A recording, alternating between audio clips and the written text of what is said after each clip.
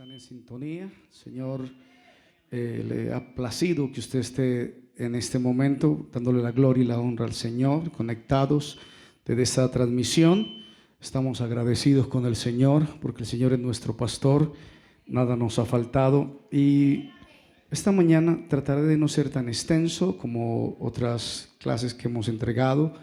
Sugiero la atención de la iglesia, la atención de los hermanos que están en la plataforma digital. Voy a dar un estudio. Hay varios títulos sugeridos. Para Facebook podríamos colocar las dos Pascuas. Para YouTube podríamos colocar una abeja en el desierto. Amén. Para Spotify podríamos colocar dos reacciones. Así que voy a transmitir el mensaje como lo he recibido de parte del Señor. Amén. Rogándole al Espíritu Santo que por favor convenza a la iglesia. Estamos absolutamente convencidos que si el Señor no interviene en nosotros, nos despistamos. Terminamos en nuestras regiones. Amén. Unos terminarán en el Parque Berrío, otros terminarán en el Parque de Botero, y así sucesivamente, porque la semana trae muchas aristas. Entonces a veces nos concentramos tanto en las cosas terciarias y no nos enfocamos en las cosas primarias. Y le pasó a una hermana: Marta, Marta, afanada y turbada estás, y es tan frágil como una cascarita de huevo. Se medio tropezó y lleva más de 3 meses incapacitada. Porque así somos nosotros. A veces le damos toda la prioridad a cosas secundarias y no sabemos que dependemos enteramente del Señor. Si al Señor le place, nos deja venir a la iglesia. Si al Señor no le place, no nos deja venir a la iglesia. Amén. Así que voy a dar un estudio, como dicen algunos hermanos, de recorrido. No me voy a detener mucho en temas de la iglesia local. Voy a tratar de ser técnico en lo que Dios me ha entregado. No hay necesidad de ser un gran teólogo, ni un gran apostólogo, ni un gran profetólogo. Es simplemente estudiar con atención la palabra del Señor. Tengo que dar esta introducción. Recomiendo a la iglesia educada que por favor sigan siendo educados. No permita que nada ni nadie lo perturbe de la educación espiritual. Estamos viviendo una época difícil. Creo que es la época más difícil que se ha vivido. Yo llevo 50 años en esto. La iglesia está muy cómoda. Han salido corrientes muy peligrosas. Si alguien no está educado espiritualmente, va a zozobrar, se lo aseguro. Si usted no se concentra en la educación básica del cristiano, usted no va a permanecer. Usted va a abortar, a ser un desertor de este camino. Empecemos en reverencia al Padre, al Hijo y al Espíritu Santo. Versículo básico, o mejor el capítulo básico, va a ser el libro de Levítico. Hemos estado viendo algunos versículos referente a eso. El 24 podría ser. Hay un versículo que podría decirlo, pero tendría que decir antes el contexto. Así que dice así: Levítico capítulo 24, del 20 más o menos hacia adelante, nos habla de fiestas, nos habla de preceptos, nos habla de días, nos habla de cuentas interesantes ante la presencia del Señor, cuentas serias, y nos habla de requisitos focalizados. Hay una palabra, un conteo, básicamente 49 días desde Pesach hasta el día de reposo. La Biblia le pide a los hebreos que vayan contando una festividad que ellos tienen día tras día, desde el día en que se llevó la ofrenda en el santuario, en el templo de Jerusalén cuando existía. 49 días que se requiere de constancia, 49 días de enfoque, días de estar conscientes de que estaban en un proceso congruente, coherente, lógico, porque realmente lo que la Biblia quiere enseñar con esta sombra de lo porvenir, dice el libro de Colosenses, que era la sombra de lo que había de venir. Colosenses capítulo 2, versículo 17. Quizás esta mañana no lea todos los versículos que voy a citar, lo dejaríamos como una lección para los estudiantes de la palabra del Señor. 2:17 dice la palabra del Señor: todo lo cual es sombra de lo que ha de venir. No puedes perderte de esa columna vertebral, lo cual es sombra de lo que habría de venir. Colosenses capítulo 2, versículo 17 dice: pero el cuerpo es de Cristo. El versículo 8 dice: mirad que nadie os engañe por medio de filosofías y huecas sutilezas. Filosofías y huecas sutilezas. Nos habla aquí el apóstol que por favor no nos dejemos engañar, que estemos entendidos para que podamos contrarrestar los ataques filosóficos que hay en esta época. Realmente es aterrador lo que se está viviendo. Esos días, amados hermanos, esos 49 días que se contaban, son los procesos largos, constan de pequeños momentos que generan una totalidad del tiempo. Los judíos, nosotros no somos judíos, somos gentiles conversos al cristianismo, pero ellos tienen una festividad y empiezan a contar 50 días. Nosotros no hacemos eso porque estamos muy afanados y muy turbados. Solo esperamos la mitad de año, solo esperamos el fin de año para dar resonancia a ciertas fechas. Así que estos pequeños momentos, ese día a día, generan una totalidad del tiempo. Nuestra historia, nuestra vida es parte de un gran ciclo. Situaciones humanas en este universo de cambio, de fluctuación, de duda, de ir, de venir. Y al final, cuando llegamos a cierto nivel de crecimiento espiritual, voy a decirlo como lo estudié, cuando tú llegas a cierto nivel de crecimiento espiritual, entonces eres digno de leer la Biblia. Cuando tú ya estás en cierta capacidad, pero la Biblia lo dice, los niños tienen que tomar leche y no se le puede dar una vianda. Incluso Pablo exhorta a la iglesia y dice: ustedes ya deberían de ser maestros, pero ustedes todavía son niños. Amén. A veces cuando estamos adorando, sobre todo en estos días, hermano, uno ve la iglesia y los ve todavía como niños dispersos con un pequeño juguete. No los ve unos concentrados en esa cuenta que hay que hacer para direccionarnos a lo que realmente tiene sentido. A mí me impactó mucho lo que le pasó a esa hermana. Se levantaba a las 4 de la mañana, se acostaba a las 12 de la noche, iba, venía, funcionaba, no dormía, se deshidrataba. ¡Plac! Una pequeña fisura, 4 meses de incapacidad, una operación, platinas en la mano, por un breve instante, por un tropezón tonto de la vida. Así que hay que tener mucho cuidado, porque necesitamos ir avanzando en el crecimiento que da Dios. Amén.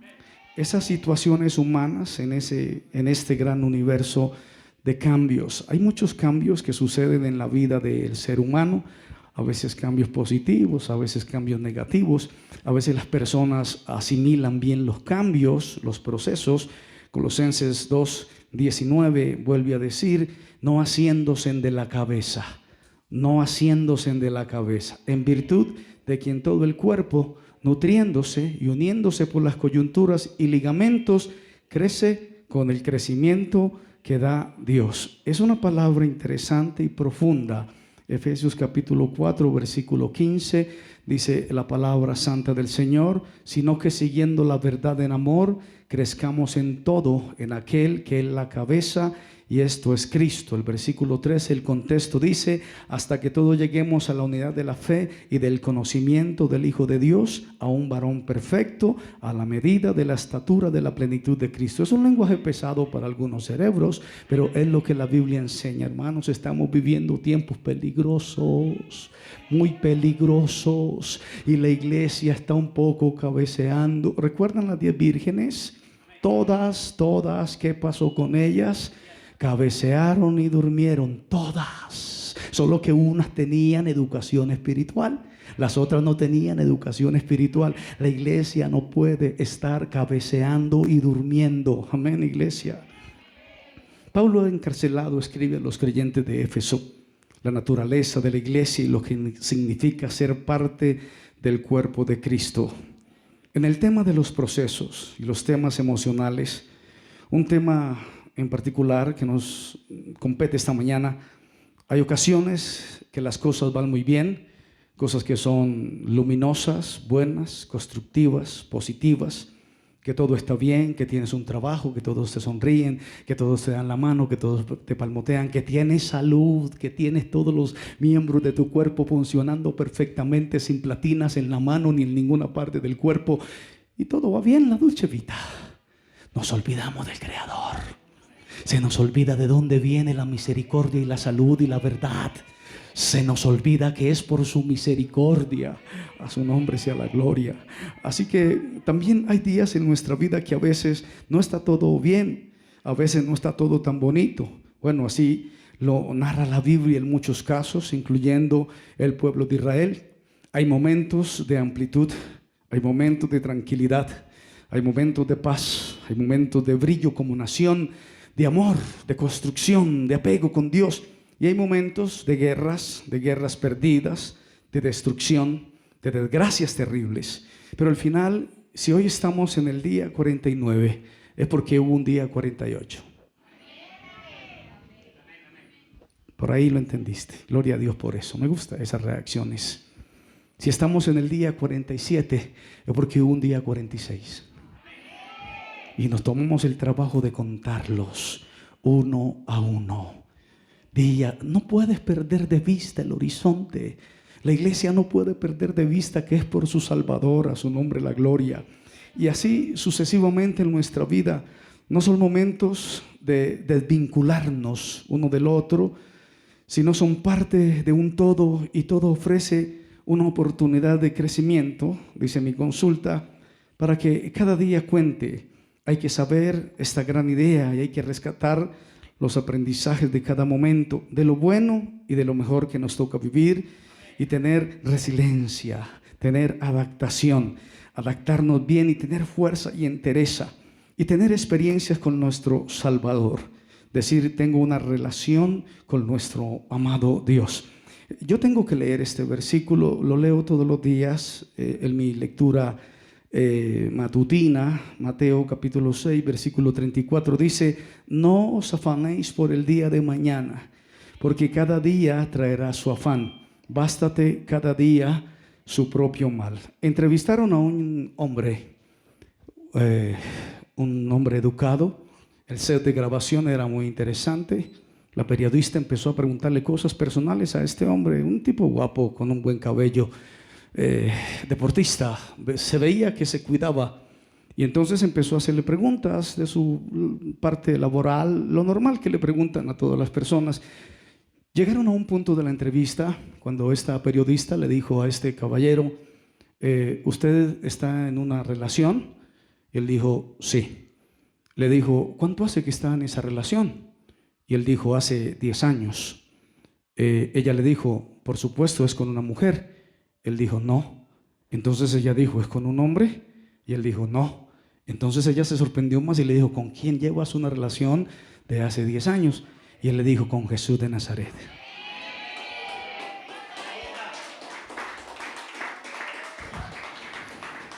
Cada día hay aprendizajes que tomar para que el día siguiente sea mejor, y no condicionar cómo vamos a llegar al final de esa cuenta personal de nuestro propio desarrollo emocional y espiritual. Por eso, finalmente, no está en nuestras manos pronosticar el futuro. Es un pecado. La Biblia dice: buscad primeramente el reino de Dios y su justicia, porque los gentiles buscan todas estas cosas, el carro, la casa y la beca. Ustedes no pueden hacer eso. Ustedes tienen que buscar primeramente el reino de Dios. Por eso cuando uno viene al culto tiene que venir buscando el reino, amén, buscando el reino. Pero a veces, bueno, vamos adelante. Prometí no hacerlo, no tengo tiempo para hacerlo.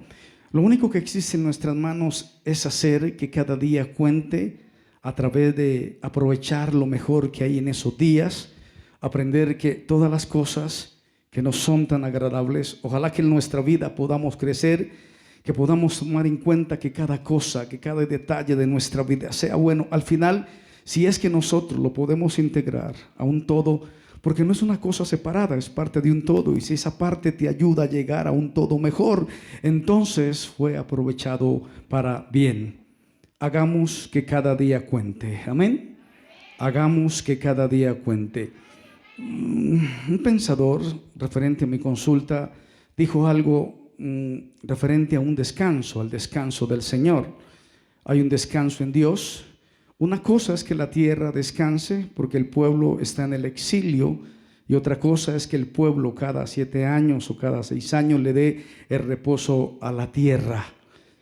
Gracias, por ahí lo entendió alguien. No puedo detenerme a explicárselos, tienes que tomar la idea rápida.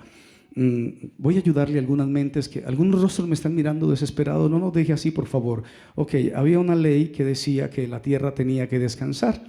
Entonces, cuando el pueblo saboteaba esa ley, quería sabotear ese principio, ese mandato bíblico, en la tierra de Israel, dejar que la tierra descansara, venía la mano de Dios en contra del pueblo y hacía que ellos fueran cautivos. Y entonces la tierra descansaba sí o sí. Pero no era algo optativo, era algo impositivo. Diferente es cuando el pueblo tenía todo el tiempo y dejaba descansar libre y voluntariamente la tierra, daba más gloria a Dios. Qué bueno es que nosotros no esperemos que nos quebremos, no esperemos que nos estemos muriendo en la UCI. ¿Cómo se llama cuando entra en la UCI? Para decir, ay, ahora sí vamos a sintonizar el culto, ahora sí llamen al pastor. No, voluntariosamente acerquémonos hasta el trono de la gracia. Amén. A su nombre sea la gloria. Dele un aplauso al Señor. Amén. Amén. Cierto sabio que vivía en Francia, era muy novedoso, era un hombre bueno en su oratoria, en su fonética, era novedoso en sus temas, hablando acerca de la filosofía. Era un hombre teólogo profundo en la palabra del Señor, pero un día dijo a su alumno que la filosofía era vacía, que no hay nada en ella, que hay puras tonterías. Y dijo, yo estudio filosofía para saber con qué contestar y para saber responder. Solo por eso estudio filosofía, decía este genio, este rabino. Decía, ¿cuál es la diferencia entre el filósofo y el estudio de la Biblia? ¿En qué se parecen y en qué se diferencian? Ambos, tanto la filosofía como la Biblia, buscan la verdad. Y buscan la verdad preguntando. Hacen preguntas porque es así. Tanto la Biblia como la filosofía dicen cuál es el significado de esto, cuál es el significado de la vida, cuál es el significado de la naturaleza. Preguntas existenciales que todos preguntan. En eso se parecen. Pero ¿en qué se diferencian? Decía este filósofo. El filósofo pregunta al mundo y él se trata de dar la respuesta dentro del mundo. O sea, nunca va a salir de la duda porque preguntó dentro del mundo. Por ahí alguien lo entendió ya. Quiere sacar la respuesta dentro del mundo, pero el mundo no puede dar la respuesta porque se la está preguntando al mundo.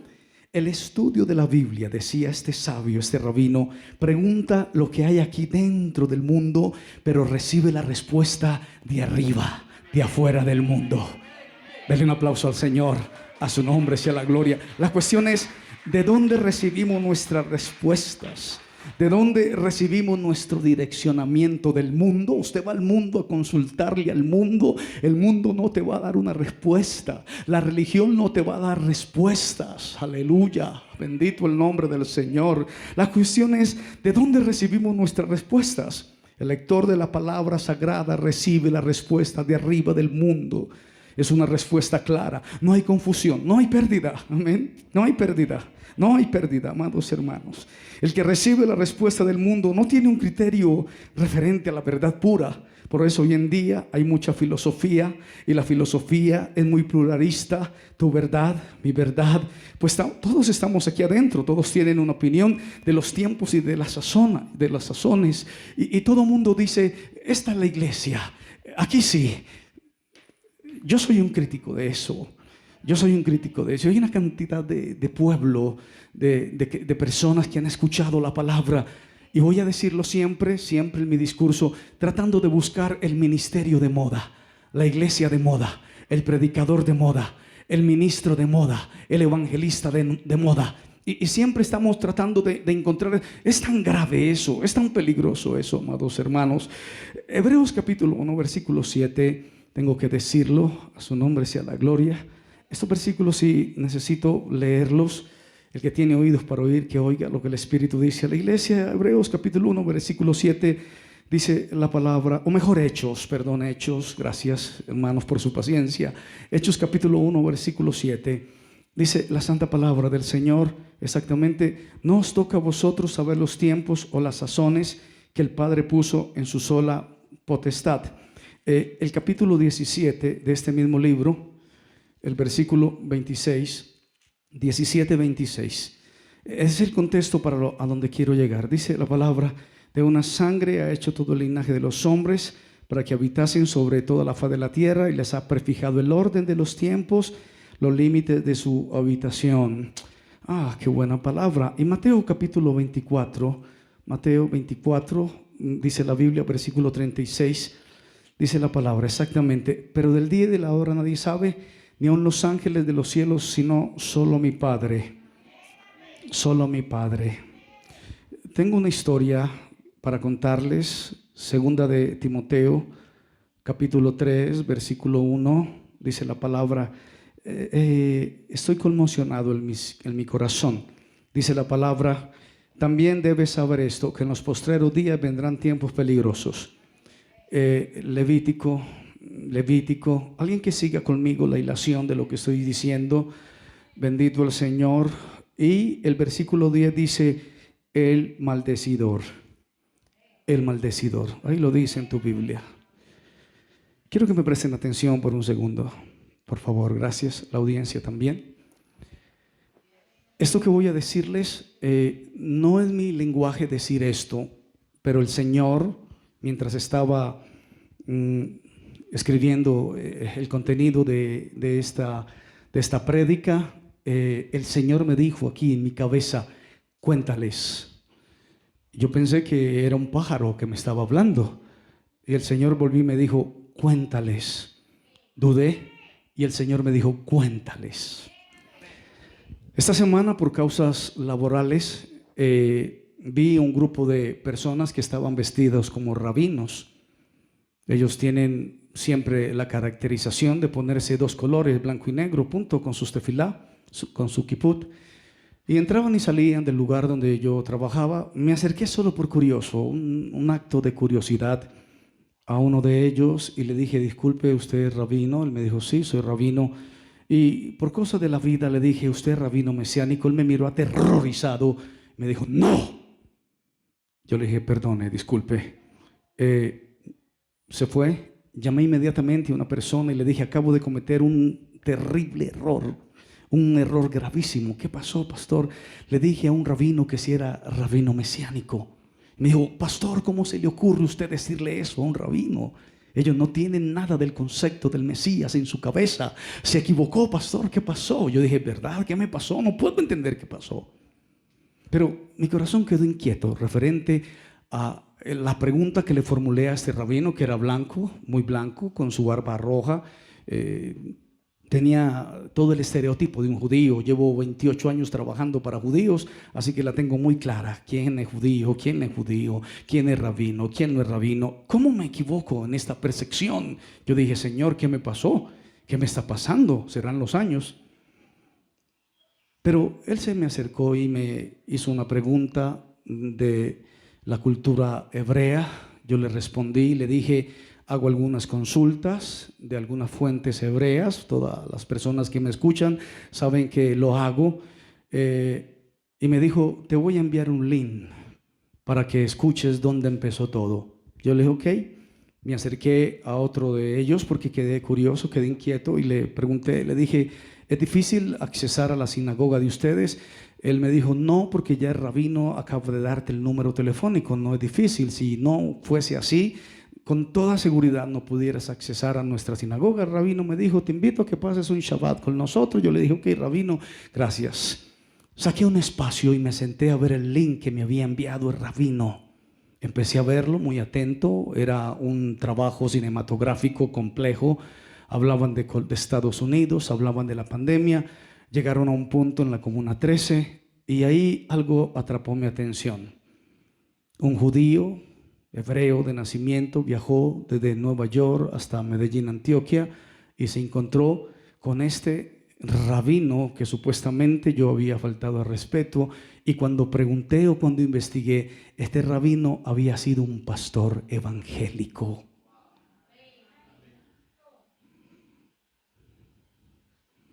Y decía el contenido que él y toda su iglesia en la Comuna 13, en la pandemia, habían tenido un contacto a través de plataformas con una comunidad judía y todos se habían convertido al judaísmo. ¿Sabes qué quiere decir eso? Alguien que escuche mis planteamientos sabe lo que pudo haber sucedido, que tú estés en el cristianismo y te pases al judaísmo, que seas pastor cristiano evangélico y que luego estés por las corrientes del judaísmo. Es gravísimo. Yo dije, Señor, ten misericordia de nosotros, porque quiero decirles que los judíos no creen en el Mesías, y quiero decirles que los judíos no creen en el Espíritu Santo, y quiero decirles que los judíos guardan el sábado, y quiero decirles que los judíos no comen carne de cerdo, y quiero decirles que los judíos tienen una cantidad de ritos y ceremonias y por ningún lado involucran al Espíritu Santo ni al Mesías. Y yo entonces dije, con razón, el Espíritu Santo me permitió ir hasta donde estaba ese rabino, mirarlo a los ojos y decirle, eres judío mesiánico que eres. Y él inmediatamente pisoteó la sangre de Cristo y dijo, no lo conozco.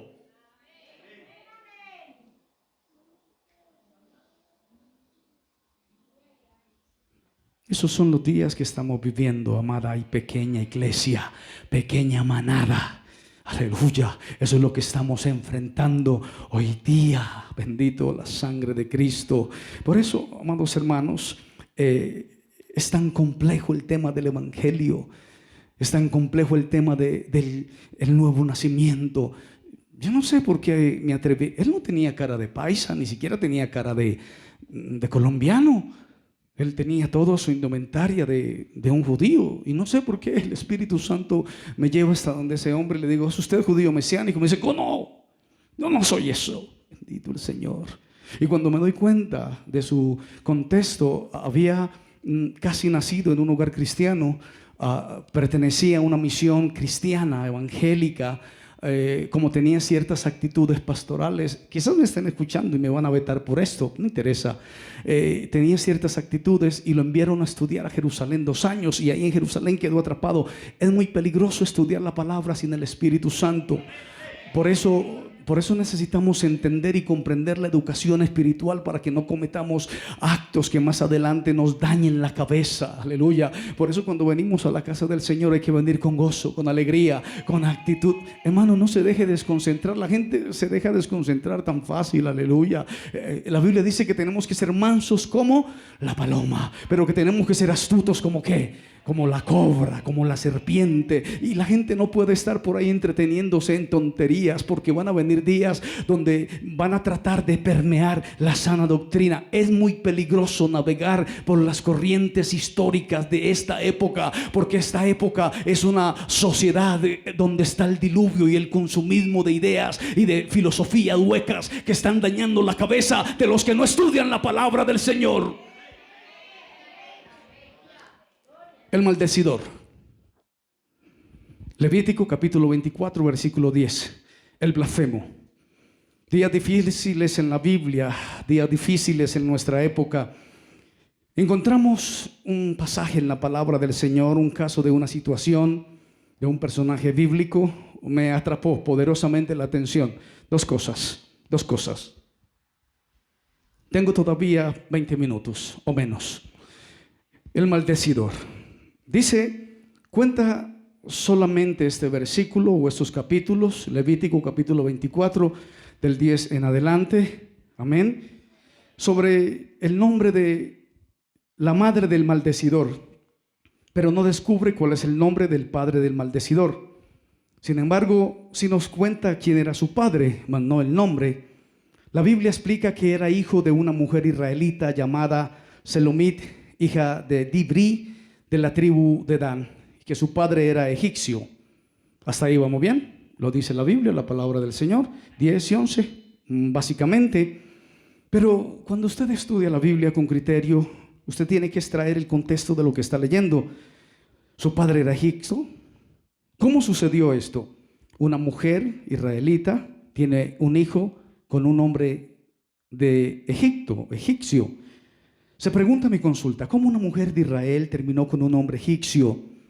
Dicen entonces los estudiosos profundos, explican que su madre tenía, espero que las hermanas no me odien, que su madre tenía una actitud coqueta con los egipcios.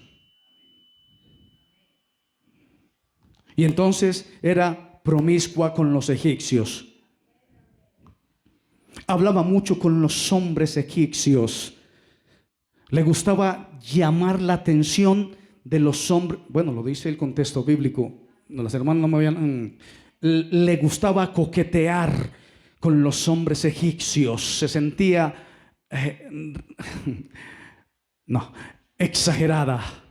Como dicen ciertos hombres, o ciertas mujeres, cuéntamelo todo y exagera. Ella se sentía exagerada y pasaba y los hombres egipcios decían, ¡oh, wow! Y ella sabía que los atraía a los hombres egipcios. A mí me trajo esto la atención. La Biblia la encasilla en la promiscuidad con los egipcios. No me vayan a mirar a mí, por favor, mis amadas hermanas. Lean la Biblia y lo encuentras. Le gustaba ser coqueta. Le gustaba hacer sonrisitas van y sonrisitas vienen con los hombres egipcios. Y la Biblia dice, era promiscua. Y uno dice, ¿en serio? Y entonces dice que esta mujer coqueta con los hombres egipcios atrajo la atención, hablaba mucho con los hombres, y producto de esa actitud, uno de los egipcios puso sus ojos sobre ella. Y cuando puso sus ojos sobre ella, un egipcio tuvo relaciones con ella. Y producto de esas relaciones con ella, ella quedó embarazada y tuvieron al blasfemo.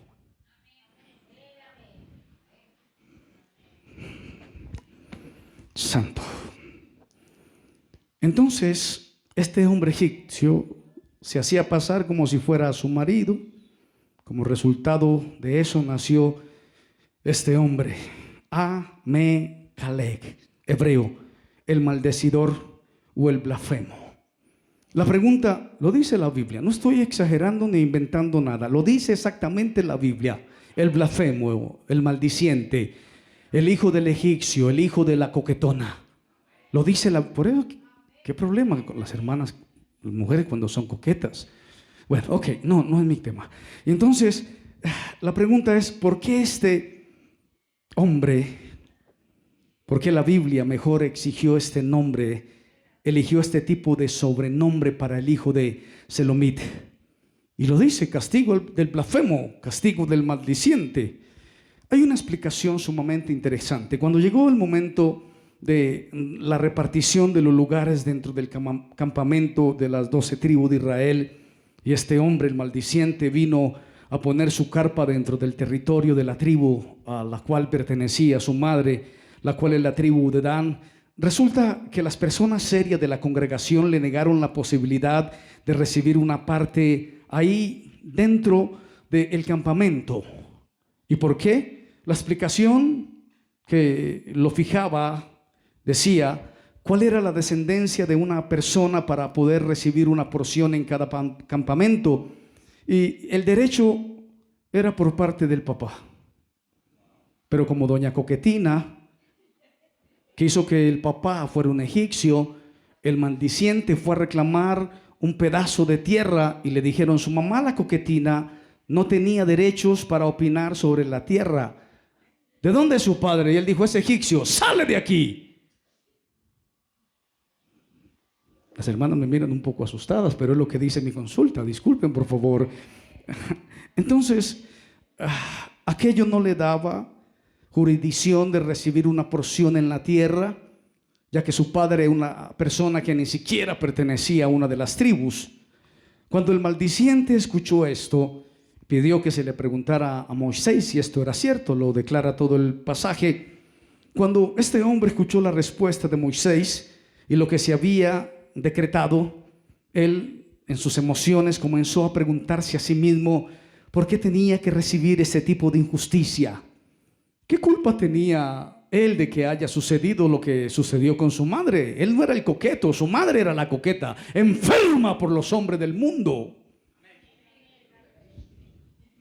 Le decía, pero yo qué culpa, mi mamá es la necia, enferma. Pasaba y los hombres la miraban y ella le hacía, bueno, todo lo coloquial que usted quiera hacer, que no lo voy a hacer. Él decía, pero si mi madre es la enferma por los hombres de Egipto, yo no. Y empezó este hombre a llenarse de ira por lo que su madre y su padre habían hecho. Él no tenía culpa de que las consecuencias vinieran sobre él, porque él tenía que ser distinto a todo el resto. Y para peor, por un caso de fuerza mayor, ya que su mamá era una coquetina.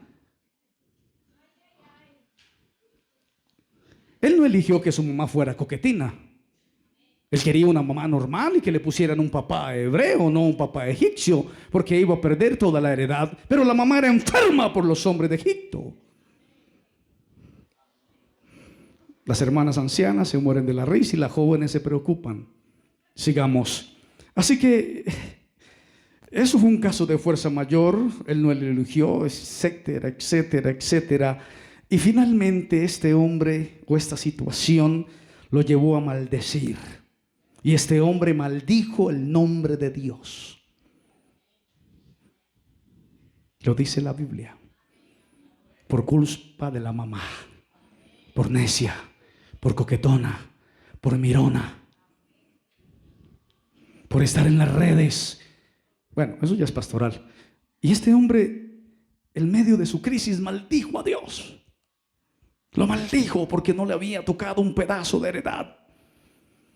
Los judíos no dicen maldice a Dios, porque ellos se cuidan mucho de decir maldecir a Dios. El solo hecho de decirlo es un atentado contra Dios.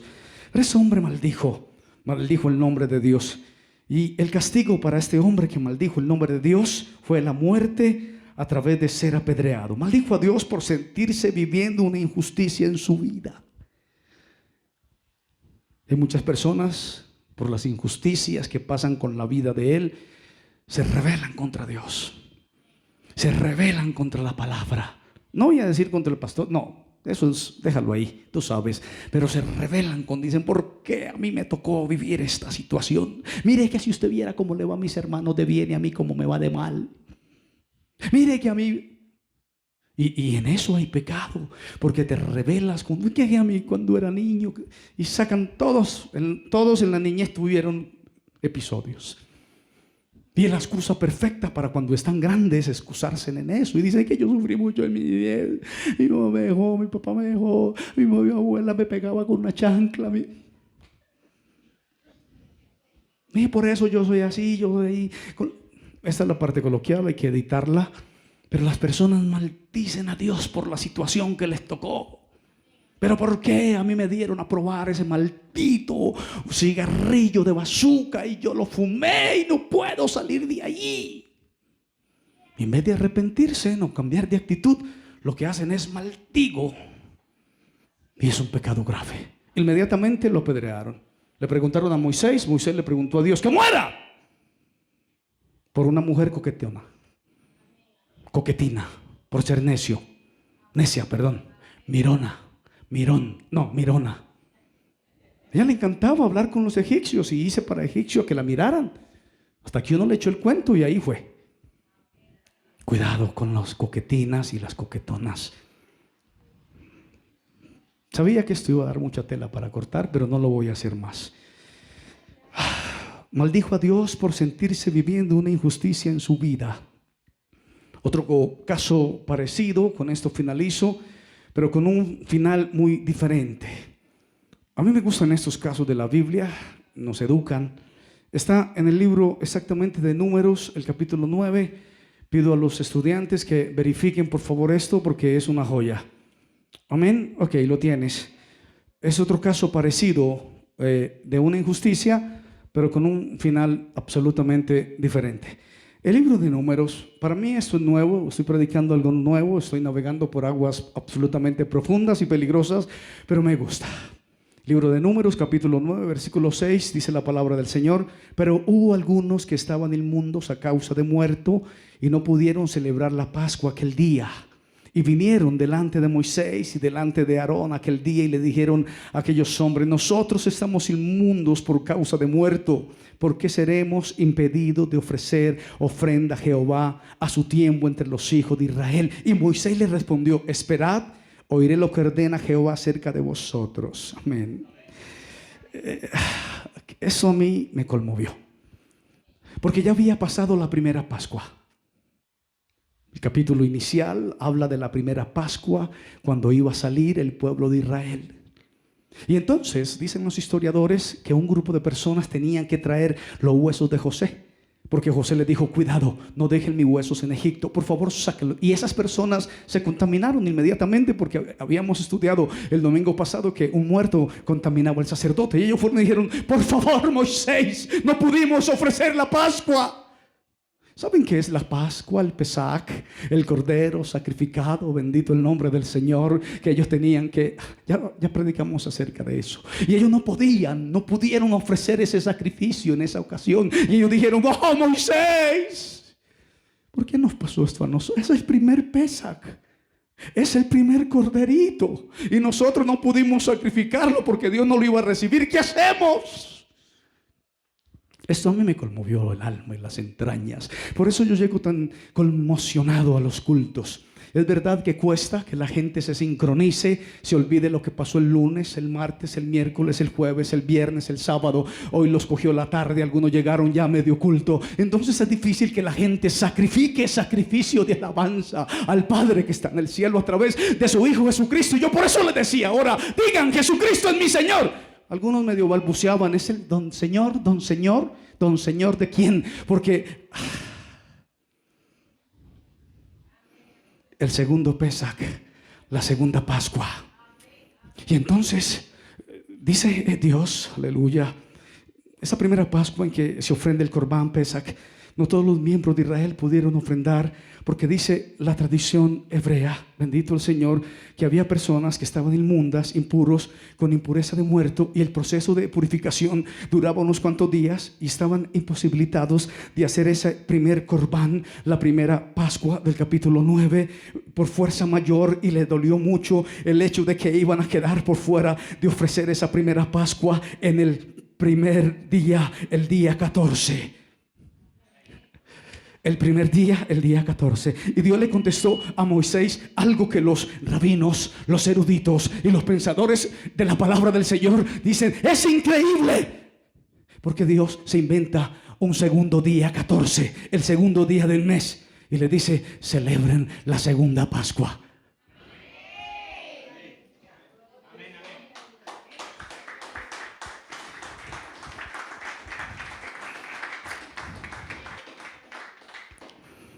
Dios le contestó a Moisés algo increíble: voy a crear una segunda Pascua. El versículo 11 dice: en el mes segundo. El versículo 1 dice: en el segundo año de su salida de la tierra de Egipto, en el mes primero. Pero Dios dice: ok, ellos no estaban en el mes primero, pero van a hacerlo del mes segundo. Y también a los 14 días del mes, entre las 2 tardes, la celebrarán. Aleluya, bendita la gloria del Señor. Bendita la gloria del Señor. Aleluya. Y dice la palabra del Señor: ni quebrarán hueso de él. Y entonces, mientras yo estaba haciendo mi consulta, cuando leí esto, me llevó la palabra del Señor al libro de Juan, el discípulo amado, el capítulo 19, el versículo 36, y dice: no será quebrado hueso suyo.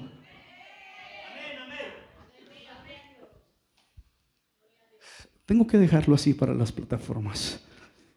Quisiera saltar de emoción y de alegría y de gratitud ante Dios, pero voy a dejarlo así. Voy a regular el fuego que se genera por dentro.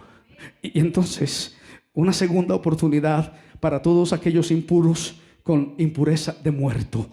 La impureza de muerto, voy a leerlo solo como datos técnicos. Génesis 50, primer libro de la Biblia. Son datos técnicos, solo técnicos, para que tú lo tengas en tu referencia y tu consulta. Dice la palabra del Señor, Génesis 50, 25, amén.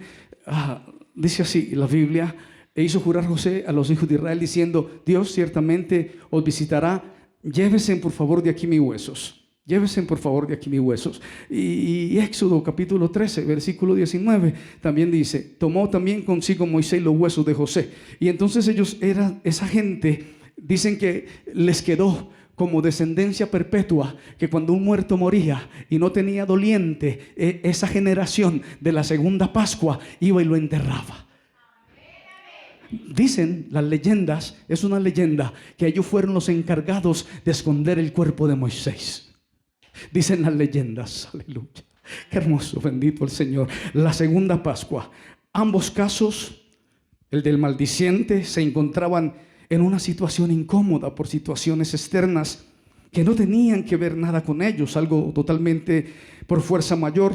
Uno terminó maldiciendo, otro solamente trató de buscar la luz que hay dentro de la situación y en consecuencia recibió un regalo que iba a quedar por generaciones. Dos caminos totalmente distintos frente a cualquier situación que tenga en su vida. Debemos de sumar un poco de luz en el momento y lugar donde nos encontramos. Esta semana alguien se acercó, me conoce hace 25 años y me dijo, se acercó a donde yo estaba, donde trabajo, y me dijo: ¿cómo está todo? Yo sé que todo está tranquilo porque me acerco a la persona más tranquila que conozco. Pregunto cómo está el panorama porque usted es una persona que siempre está tranquila. 25 años conociéndome, no es un perdedor, es un empresario. Yo dije, de verdad la luz de Cristo a veces se trasluce. ¿Cómo le vas a preguntar a un derrotado cómo está? Mal. ¿Cómo me fue hoy de mal? Usted no supo lo que me pasó. Pero si le preguntas a un bendecido y lo ve bendecido, dice: por supuesto, ¿cómo va a estar todo? Está bien, usted siempre se mantiene bien.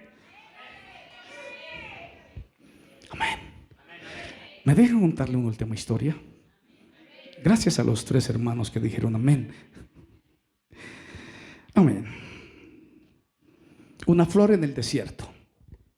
Una vez le preguntaron a un hombre que criaba abejas hace decenas de años y vendía su miel. Le dijeron los expertos, tenían curiosidad, ¿qué había aprendido después de tantos años criando abejas? Él contestó que había aprendido que uno en la vida debe siempre enfocarse por ser como una abeja y no como una mosca. Y le preguntaron, ¿a qué se refiere al decir esto? Él contestó: si nos fijamos bien, cuando uno pone una mosca en un campo lleno de flores, flores hermosas, no importa qué tan lindas y qué tan abundantes sean aquellas flores en el campo, ¿dónde vamos a encontrar a la mosca? Ese hombre le dijo: en el único pedazo de basura pequeño que debe haber por ahí en el campo. Pero si ponemos una abeja en medio de un desierto, ¿dónde vamos a encontrar a aquella abeja? Siempre en aquella pequeña y única flor que debe de existir por ahí en el desierto. Todo tiene un motivo y todo tiene su perfección. Enfoquémonos solamente en esa pequeña rosa de Sarón, donde podamos pararnos y alumbrar con la luz de Cristo en nuestro corazón. Que el Señor les bendiga.